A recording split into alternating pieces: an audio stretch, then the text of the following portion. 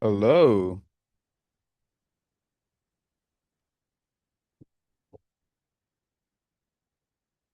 Hello. There we go.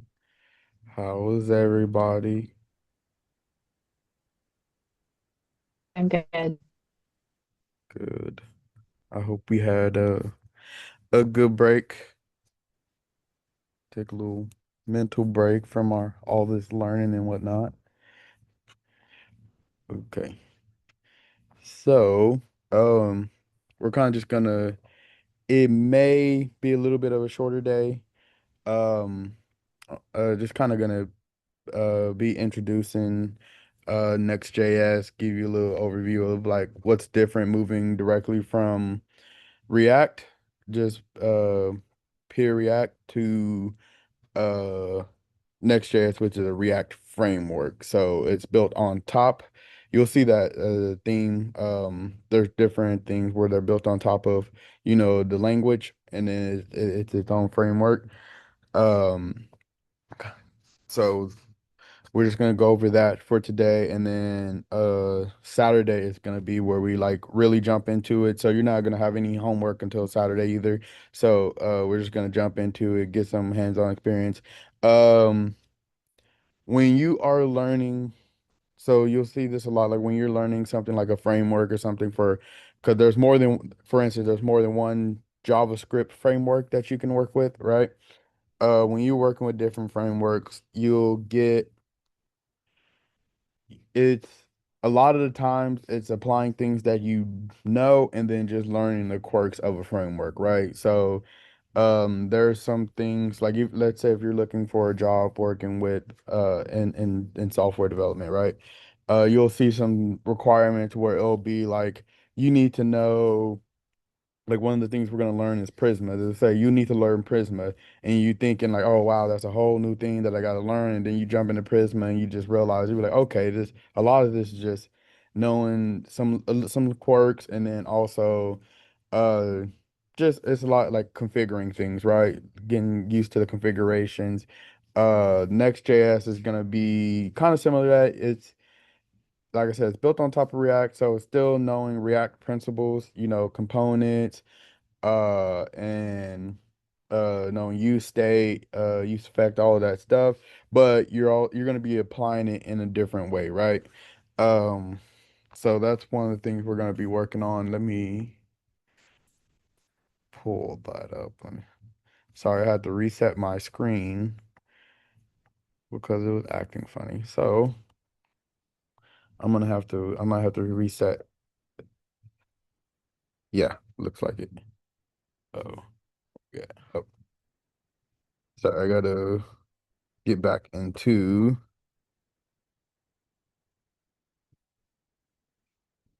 the course. The folder. Okay, did.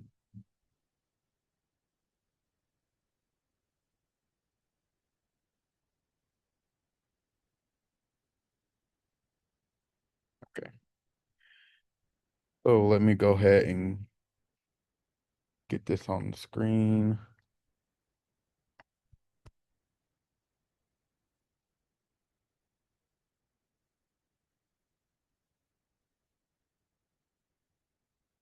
Okay.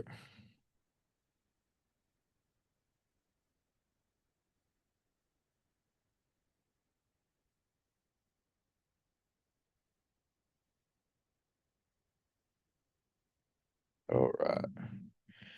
Can we see my screen? All right. Okay, perfect. Okay. So yeah, we'll be talking about, like I said, we're just gonna go over what Next.js is, like, what's different from React to Next.js. Um, and then I'm just going to scaffold one real quick and then go over the anatomy, kind of like similar to what we did with plain React when we were first learning that. So Next.js is a React framework for building full stack applications. So if you remember what React, we had to do React, we had to configure our backend and and then we have to work with our front end. We have to and then you notice that we React in JavaScript where we have configure our backend as well. Well, Next.js is a framework that's meant to be a full like you when you building out a Next.js application, you're usually working with a full stack application, right?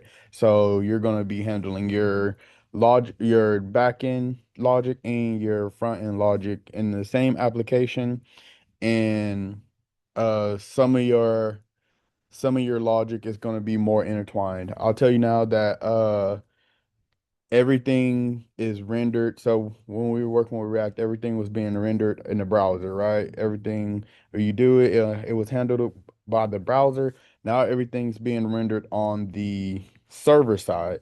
So Next has it comes bundled with its own little server configurations, right?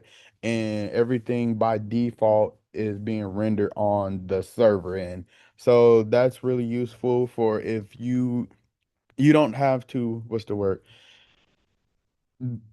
What was it? So for instance, with um React, there's things that if you were to do it, like if you were handling like how a password was being handled or something like that, right?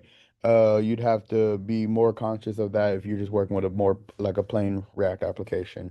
With Next.js, everything's being rendered on the server side, so that way, if you're handling like a password or some other secret, right? Um, or some other secret to handle like, manage your APIs or anything like that. Next.js is handling it on the server side. So anybody who is using that application, they don't see what's going on the server side, right? They just know they made a request.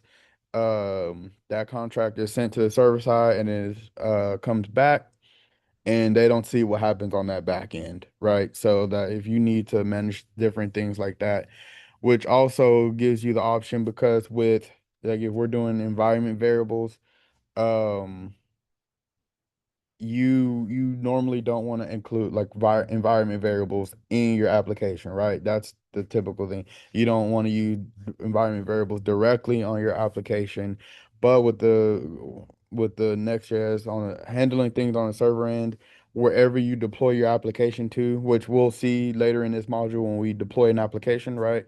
We're going to set up our environment variables, and then you can manage those expected environment variables on the back end, because you normally don't want to touch anything on the client side, because then you can, if it does it on the client side, it can be exposed, and then it's a security vulnerability. So we want to handle those type of things on the back end. So that'd be something that we would practice with a little bit more as well, especially when we're deploying application. When you see why, like the environment variables that we set up, why they're important, and then you set your environment variables up here in your application on like where you do your coding at, but then you also have to set them up specifically to your specific environment, right? Um, because that's something you gotta get used to, and then you configure them on in your environment for that particular application. With Next.js, it also spoils you a little bit because your routing comes from the application itself, like the route, the the files. So your folder structure is actually more important now, because this is how your um URLs are configured, right? It's based on how you're folding. Instead of going in like how we did with in our app.jsx and then setting up the routes explicitly that way, you actually structure your folders in a way how you want your routing to be, right? And we'll get a little bit more into that. So it comes built in with Next.js. So we don't have to bring in a third party uh, routing package to handle this thing. It comes built in with Next.js. And you will see in some Next.js next applications, you will see that they still use a third party application, because they might offer some features that Next.js might not just have, or sometimes people are just familiar with an application and they want to keep that same styling or for whatever reason, but you might see that. And like I said, front end and back end live in one project. Um and they're more, I would say, more intertwined with all well, but also one of the things you'll see an issue with is that people tend to, because they are more intertwined, they tend to lose tend to forget, like, you want to keep your front end and your back end separate. Even though they're in the same application, you still want to keep them separate as much as possible, right? You don't want if you change something on the front end, you don't want it to affect your back end. You still want to keep them independent in that regard because, they still have to have that separation of concerns, right? You don't want um front end logic uh leaking into the back end logic, right? You want to keep them separate from each other. So even though they're one project, and even though some features are like almost like intertwined, you could say, just how easy it is to access the back end, and vice versa with using the Next.js application, you still want to make sure that you keep those separation of concerns. You want to adhere to those separation of concerns. Any questions so far? No? Okay, perfect. Okay. So yeah, just like with module 4, we had the Vite application, which was a client only single page application. You remember that terminology. So everything was being done on the client side. And when I say client side, that usually means, like, when you say client, you want to think like the browser, the browser, the machine that's whatever the user is using, right? Their machine is the client, and their software is the client, whether it be their browser. Sometimes you might access resources directly from their machine, but that's the client side when you think about that. And like I said, React Router, everything was wired. Um, Manually, we did it.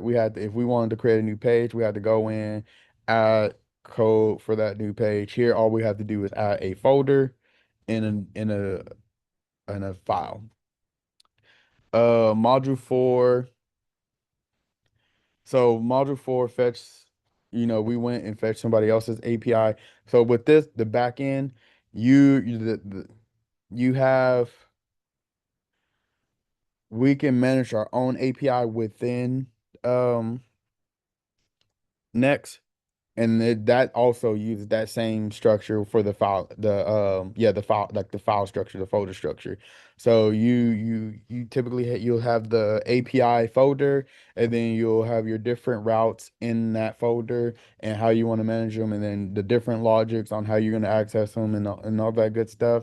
So you have your own API that you can access. So this is one of the ways that you have that separation of concern, right? So you have a function that you want to have on the back end. You can access it through a API that you configure, and then you just easily access that within your application. And like I said, it's all using that same React methodology and features and all that stuff, but it's just built on Next. So you get all the great stuff you get with React, plus you get the additional features of Next. And Next is pretty great because, like I said, you can manage all this stuff in one application, and then you also get the power of, I would say Next.js is pretty powerful in that regard. A lot of people don't like it because it's clunky. Sometimes it gets a little clunky when when you're bundling things like this. It gets a little clunky, and it can be easy to bog it down, right? If you're not careful, it's kind of easy to create a slower application, and it's also resource intensive, right? So if you're deploying it versus a V app, like, if you need something that's a little bit faster and you don't need the back end and front end to be the same application, then typically, like, yeah, you're just having more of like a front end application. You typically want to go with Vite, right? Because it's going to be faster. If you need things to run faster, then you would go with Vite. But if you need something that's more marketable, more SEO friendly, things like that, you go with a Next.js application because you can handle a lot of that good stuff, and it's really good for for getting your application, like especially managing like SEO, all those different things, and also just in general as the overall application if you uh need everything, I guess you could say.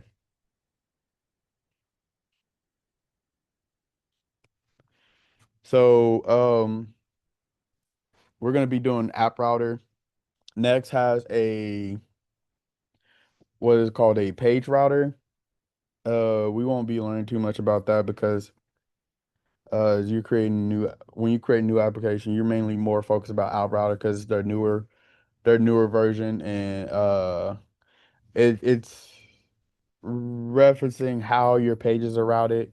The App Router is in my opinion way more better, and I mean it's just the standard. So it has that file-based routing.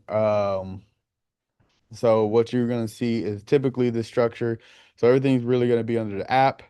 You're gonna have your app folder. This is where everything is. I think in the V we had the source folder. Yeah, we have our source folder. And the next is gonna be app.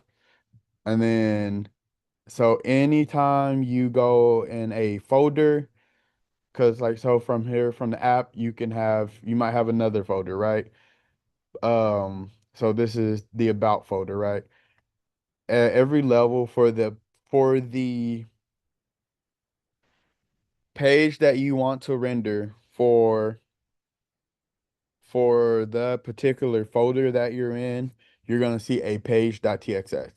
And what this is Next.js is looking for is going in the folder and is looking for this page.txx.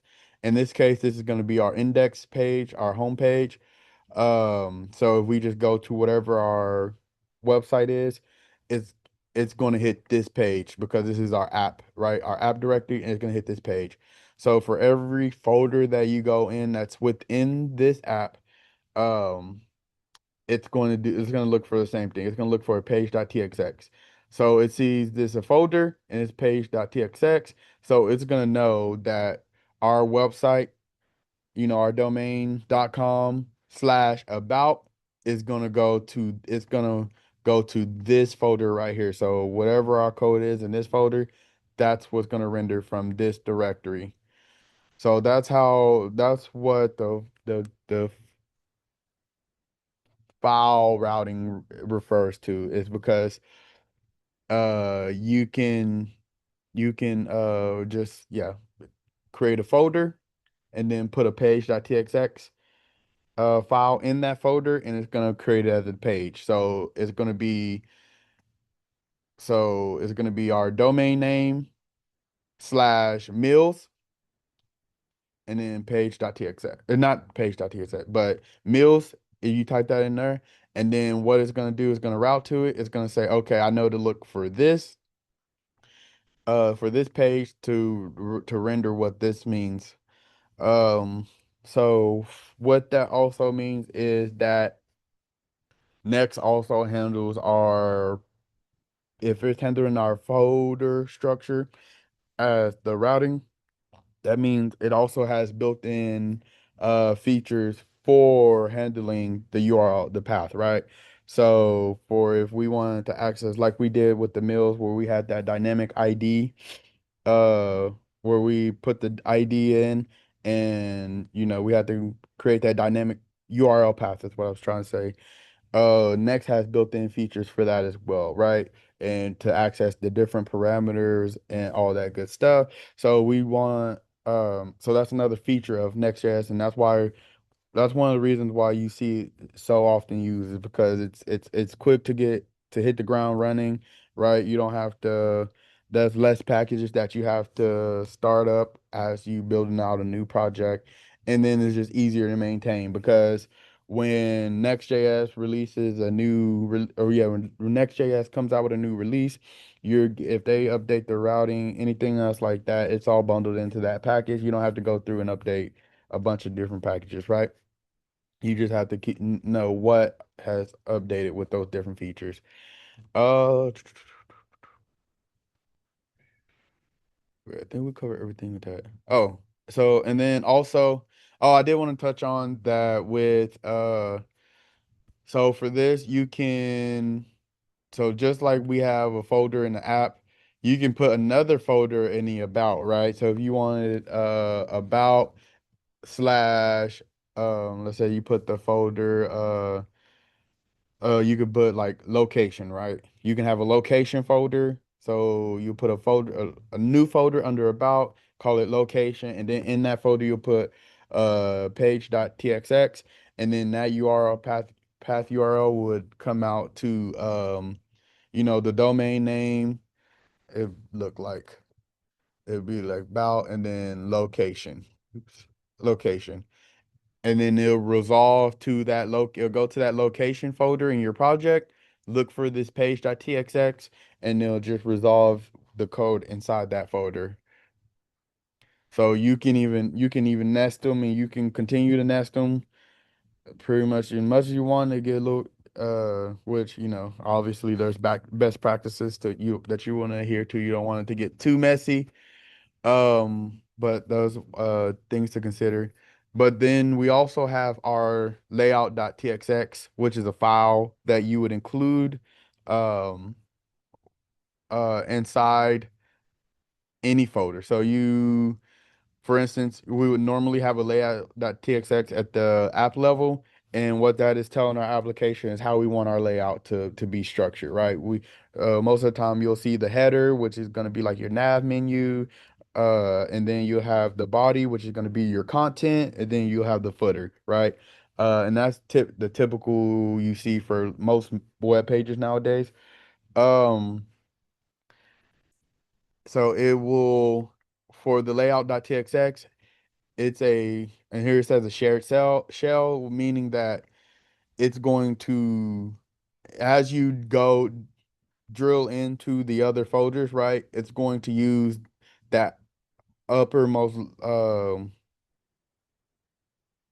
not the uppermost. It's going to use the nearest layout.txx file that it has access to, right? Going up. So it's going to see if it from its parent, I should be more specific, from its parent folders, right? It's going to go to finds the first layout.txx file and it's going to use that one for its structure. So it's going to use the same structure as its parent layout unless you include another layout.txx file inside of it. So I'm not expecting you to remember any of this. I'm just kind of, getting us oriented to these ideas just so you have a basic understanding of it. So when we do really jump into them, we'll be aware of them, our brains will be more oriented toward those things.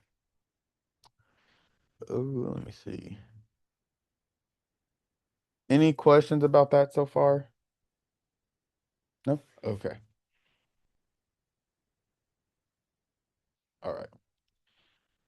So server versus client component. So I told you Next does a lot of things server side. So now you have to and now we're introducing the concept of because we have components, right? We're aware of components, what components are. But with Next.js, uh components that render on the server side are called server components. And we spoke about server components a little bit in the React application. Yeah, in the module. But components or yeah, server components are yeah, like I said, they're gonna be the ones where everything is being rendered on the server side. And then you have your client components. That's gonna be the things that some things are gonna have to be use the client because there's some things you just can't do on the server side, right? So for instance, use state. Use state and use effect you can't do on server components. You have to do them on on a client component. So you normally at the very top yeah, at the very top of your page, you would do you would use the client. So you'll put this in quotations, a string essentially. You at the very top of your component, your file, you're gonna use component. That's gonna tell Next, hey, this is a client component. So it knows that as a client component, it's going to be rendered on the client side. And you have to be conscious of that because you don't want to be doing anything that could um deal with any like sensitive data on a client component. So you want to be, that's why you explicitly have to say like, hey, I'm using a client component, or else you're going to get an error. You'll get like a hydration error if you're trying to use use state or something like that. Um, so that it does take some getting used to because sometimes you'll have like issues where you get an error and then it'll just be like, oh, you forgot to, you're trying to use a use state, which is by default a server component. You need to turn it into a client component. And that it's as simple as that. But just remember by default, when you're working in Next, they're all server components until you tell it to that it's a client component. There's also some things that because use state like React or Next knows that if you're using a use state in a server component, it's gonna recognize that and it's gonna give you like an explicit error telling you, hey, you're trying to use a use state in a server component. There might be some other issues that you might have just in general because you're trying to do it on a client side, on a server component, and you might not realize it, you might not get an explicit error, but sometimes, you throw a use client in there. If it's like a timing error or a hydration error or something like that. Sometimes just throwing a use client in there if it's a component that isn't using like sensitive data could help solve that. But then you would have to refactor your code to either, handle anything that's like using sensitive data on the client side and then, manage and then rendering it on that client side component that you created. But at this point we should already know, we want to keep that separation concern anyway. So it's good practice to make sure that we are, it's React, we're modularizing all our components anyway. So we want to make sure that our components aren't too intertwined. They don't rely on one component too much, so we shouldn't see that too often. But just in case we do, because there might be some instances where we are doing everything validly and we still get that. Any questions about that, server components versus client components or anything like that? No? Okay. All right. So, with this one, um I'm just gonna spin up a new application just so we can go over it and you can see it. Oh, let me see. We're gonna be doing it on Saturday.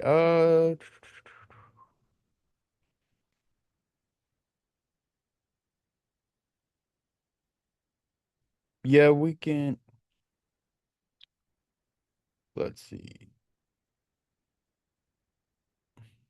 You don't have to follow along with this if you don't want to, because we'll just be spinning up a new application. But if you want to, you can. And then you can either use this on um Saturday or just spin up a new one on Saturday. The application that we're gonna be working on is going to be more like a portfolio application. Um, so it'll just be like whether it's one that you end up using for a while or if it's just like, just to get you oriented towards having a portfolio, then that would be like kind of like the use case for it. So that's what we're going to be working on this month, is just building up a portfolio. And it just for getting started off, this one will be like a good start for you, just to have in general, as you get um as we near the end of this course anyway, because we are at the final stretches, and then um the portfolio is gonna be something that you take in a direction. It's gonna be your own direction. We're gonna have our classes. I'm gonna show you things. I'm gonna go over things. We're gonna do some things together, and then, for the most part, you'll be building out your portfolio in your view, like how you however you want it to come out. I will. I'm going to share a. It's like a collection of some of the best portfolios, so you can see how some people do their portfolio. You can get inspiration from some, and then how if you have a design that you want to do in general for yourself, you can go that route. Um, but you'll just be building out your portfolio using Next.js, and then um building it in your in a with the design you choose, if that makes sense. So let me go ahead and find my one. Okay.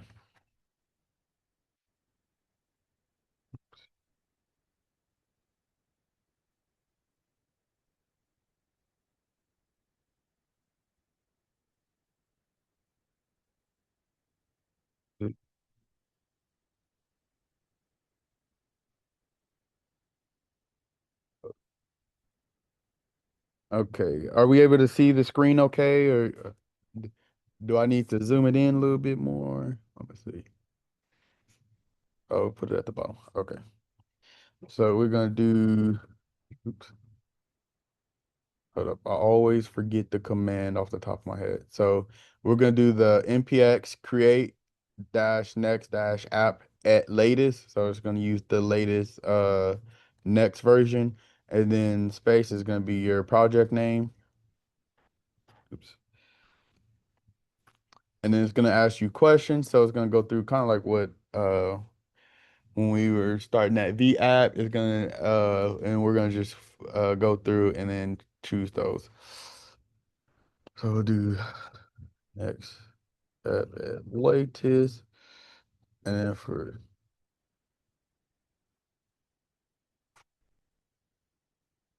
and then I'm just building this out somewhere randomly, but if you're gonna be building it out, you wanna go ahead and initialize this where and where like in the folder you've been working in throughout the course. But if you're just watching along, then you don't have to worry about it.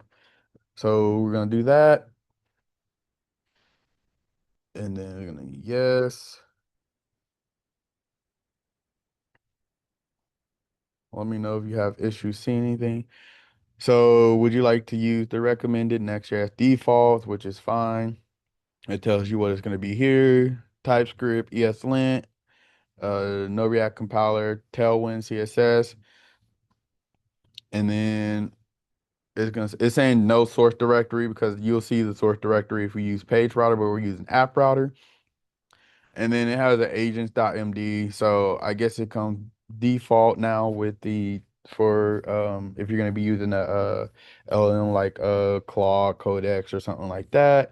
So we'll just go ahead and then we're just gonna hit yes.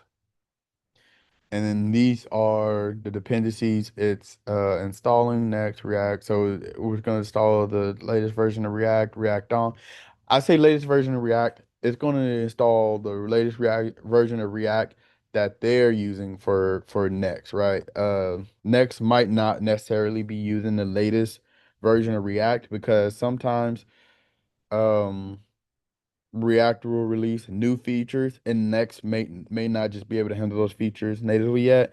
So you want to be aware of that because if you upgrade to the latest version of React, it might break some features with Next. So you want to be aware of that.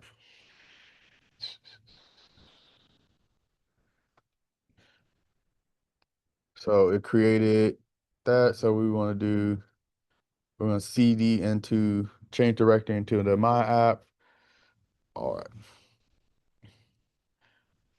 So and then it's code. It's a little bit. Oh, okay, so it does it. So I put run dev. I think let's see if it is run dev because I could swear it was npm start.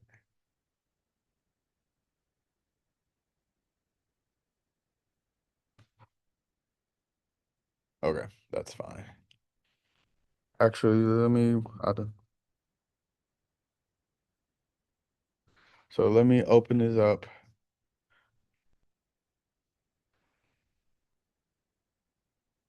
Ooh, we don't want to. Okay, so this is our next application, right? This is what it scaffolds with. It has so it's gonna have this .next um that's there because I did the npm run dev. You'll usually see that. So when you do npm run dev, it what's the word?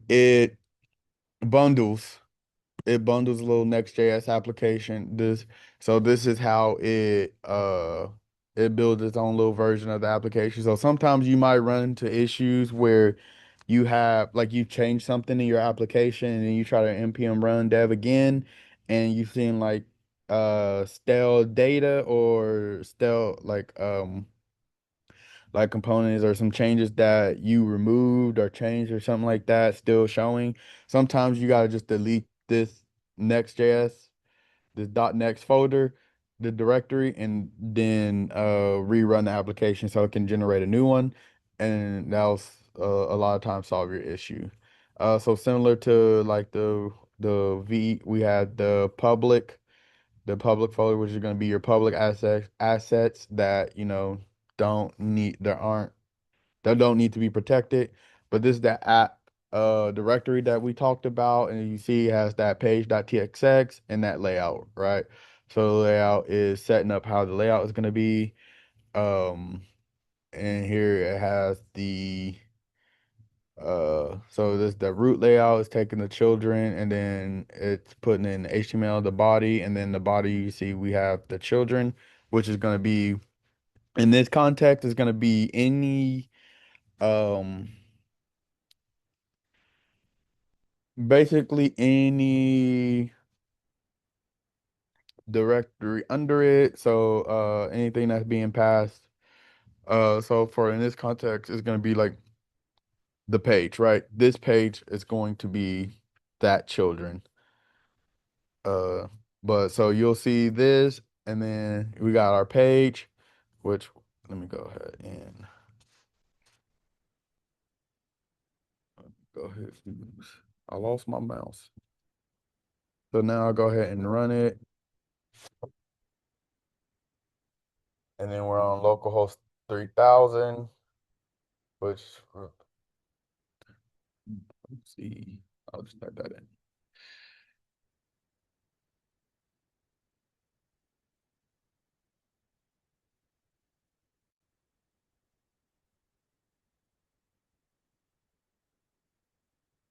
And then this is the default Next.js starting page that you get. It just gets you so it got to deploy now because they have is Vercel, which is Vercel. You can use Vercel to deploy an application. And then we have um they have their own little tool uh that shows, if you have any issues. It tells you the route, like the route that you're on, if it's a static route, a dynamic route, tells you the bundlers that's being used, and then you got your route info. So they have a little cool little tooltip that you can access to um get information about, whatever page that you're on. All right, and then it gives you this, like any issues that you have. Some issues um might pop up. It might be a full-on error where it doesn't render your page at all, but there might be some issues to where they're not necessarily page breaking, and you might get this little error over here and deal with them that way. To give you an example of, let's do it this way. Put the code over there. Okay, cool. So giving you an example of what we talked about with the folder structure, if we were to add a new folder and we called it about, and then we would put that page.txx file in it. And it's just the same, same component structure. Like we're working with a React application. We're going to do, let's do export oops, default. Uh, oh,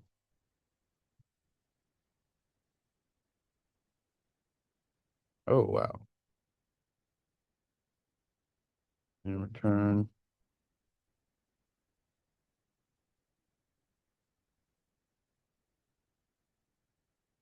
in fact,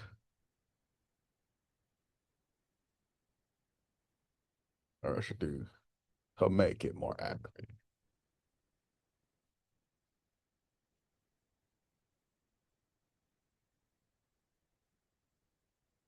Okay. So now, and so just like that, we have our about page, right? So this is what I just typed up. And instead of having to go through and configure all those, go back to three different files and all that stuff, we just create a folder, a page.txx. I created this function and then returned this one home tag and instantly we had a new page, right? And then it's using, like I said, it's this page is going up to the parent directory, which in this case is the app, and it's finding this layout.txx, and it's going to use this layout.txx to determine its layout. Unless we declare another layout file uh in here, or if we had this about nested in another directory, if we had it in there. So you can get pretty creative on how your structure is, on how you want to do layouts, right? Because um you can do so we have a layout, but the about we can set it up to where the about, if we put a layout file in here, it can either override this layout, right?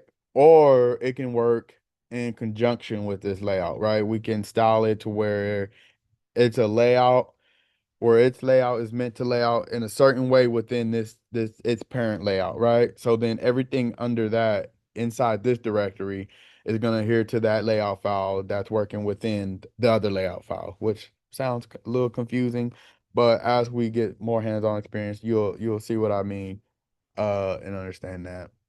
Any questions about this so far? Anything? No? Okay. Uh, touched on that. This is the global CSS. Um,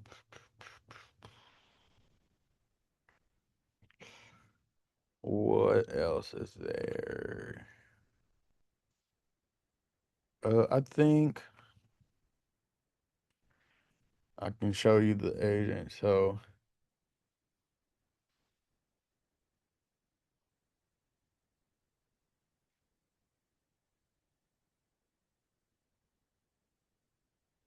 yeah, so this is just their um agent.md file. So the agent.md. Oh, they have a okay. Yeah, they have a agent.md, which is tell like if you're doing anything that uses like a LLM, agentic LLM, it's just on it. These are instructions for it to follow, right?